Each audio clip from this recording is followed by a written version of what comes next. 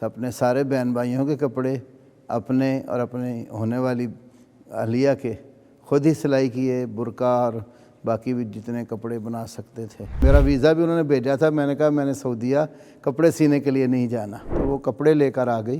اخبار جہاں بھی ساتھ اس میں فیشن ڈیزائن کا ایک پیج تھا، میں نے ایک بیٹی کا برقع بنایا ہوا ہے۔ بے شمار دینی اور تعلیمی ویڈیوز دیکھنے کے لیے ہمارا چینل سبسکرائب کیجیے۔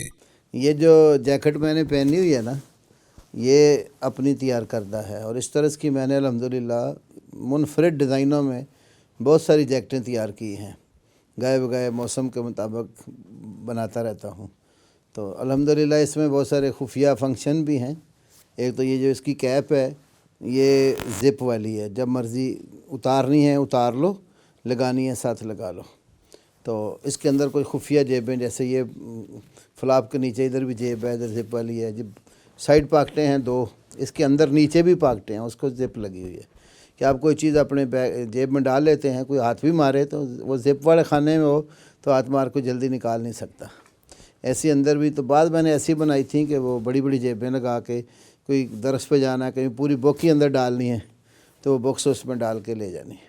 تو جس طرح کے بھی ڈیمانڈ ہو اس طرح کی چیزیں تیار کر لیتے ہیں۔ تو یہ فائدہ ہے اس فن کا کہ اپنے گھر کے کام بھی ہو جاتے ہیں، اور کبھی کوئی اللہ نہ کرے مشکل وقت آ جائے تو بندہ اپنی سلائی کر کے اپنا وقت پاس کر سکتا ہے۔ الحمدللہ میں نے جس وقت سلائی کا کام اپنے شوق سے شروع کیا تو اس میں میرا کوئی سکھانے والا استاد نہیں ہے، میں نے خود ہی ایک سوٹ جو سلا ہوا تھا اس کو ادھیڑا پہلے، پھر جیسے جیسے وہ سلائی لگی ہوئی تھی اسی طرح اس کو سلائی لگا کے سیا، تو آہستہ آہستہ اس طرح میں نے پریکٹس کر کے ہاتھ اپنا سیدھا کر لیا۔ پھر جب شادی کا مرحلہ آیا، 1993 کی بات ہے یہ، تو الحمدللہ میں نے اپنے سارے بہن بھائیوں کے کپڑے اپنے اور اپنے ہونے والی اہلیہ کے خود ہی سلائی کیے، برقع اور باقی بھی جتنے کپڑے بنا سکتے تھے۔ میں جس وقت بازار میں اس لیے گیا کہ میں اپنا ہاتھ سیدھا کر لوں، گھر میں تو کپڑے اتنے زیادہ نہیں ہوتے، تو جس بھائی کے پاس میں گیا وہ میرے اسکول کے کلاس فیلو تھے، 7ویں کلاس میں وہ چھوڑ کر درزیوں کا سیکھ کر دکان ڈال لی تھی۔ شبیر احمد ان کا نام ہے، آج کل وہ جدہ میں ہوتے ہیں، کافی عرصے کے ہی وہ وہاں سلائی کا کام کرتے ہیں۔ تک میرا ویزا بھی انہوں نے بھیجا تھا، میں نے کہا میں نے سعودیہ کپڑے سینے کے لیے نہیں جانا۔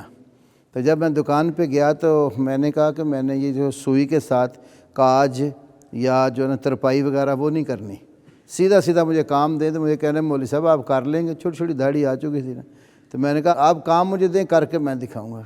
کہنے لگے پہلے امتحان لینا ہے، میں نے کہا لے لیں۔ تو انہوں نے سوئی نا بریک سی سلائی والی وہ پھٹے کے اوپر رکھی، مجھے کہتا ہے اٹھائیں۔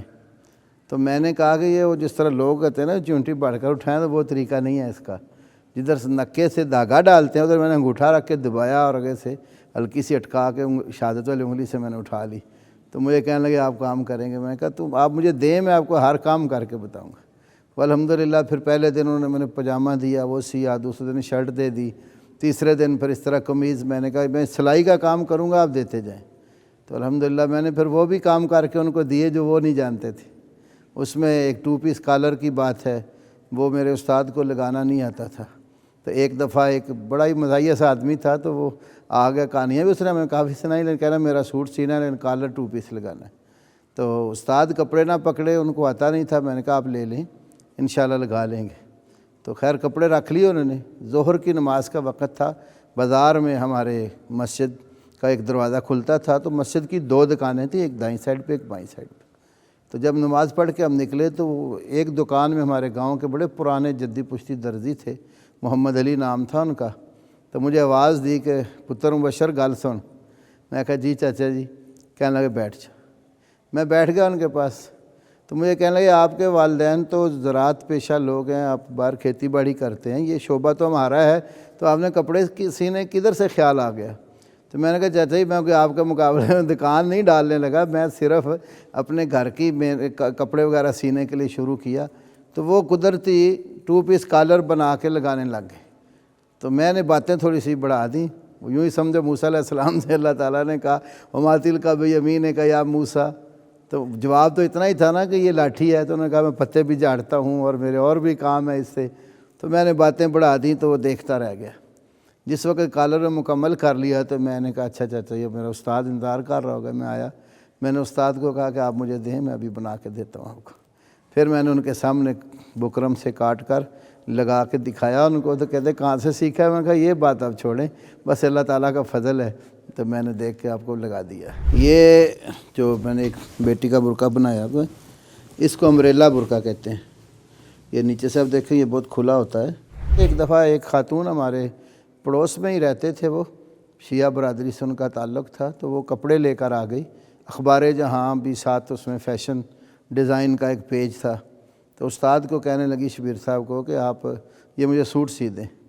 تو وہ کہنے لگے میں تو لیڈیز کام نہیں کرتا. تو میں نے کہا استاد جی ہمارے مسائے ہیں, مسائیوں کے بڑے حقوق ہوتے ہیں, اب لے لیں میں سی دوں گا. تو کہنے لگے آپ سی لیں گے؟ ان کا سی لوں گا. الحمدللہ پھر جس طرح وہ تھا اخبار جہاں میں پورا ڈیزائن دیا ہوا, میں نے اس کو اسی طرح دیکھ کر جو ماپ وہ دے گئی تھی سوٹ کا, تو پورا مکمل بہترین ڈیزائن بنایا. تو استاد میرے نے پھر وہ استری کر کے نا دروازے کے ساتھ لٹکا دی, سے دکاندار کرتے ہیں. تو اس کی وجہ سے پھر نا لیڈیز کام آنا شروع ہو گیا. تو مجھے کہنے لگا مولوی صاحب ہم تسی لیڈیز کام تسی کرنا, میں نہیں کرنا. تو میں نے کہا آپ پریشان نہ ہو, جو کام بھی آیا میں آپ کو کر دوں گا. تو یہ بس اللہ تعالیٰ کی طرف سے ایک صلاحیت تھی, استعداد تھی, جو کام دیکھتا تھا وہ کر لیتا.